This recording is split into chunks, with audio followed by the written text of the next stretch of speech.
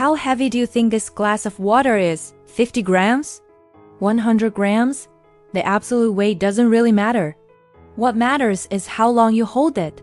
If I hold it for a minute, it's no problem. If I hold it for an hour, my arm will start to ache.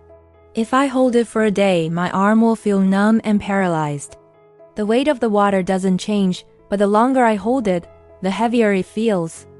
A professor once used this example to talk about stress and worries in life. They're just like this glass of water. If you think about them for a little while, nothing happens. Think about them a bit longer, and they start to hurt.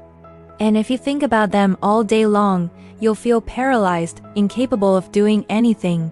Remember to put the glass down. Don't carry your burdens all the time. When you get home from work, just put them down. You can always pick them up again tomorrow if you need to. But for tonight, give yourself a break. Take a deep breath, relax, and let go. Thanks for watching, and if this helped, don't forget to like and subscribe for more inspiration. See you next time.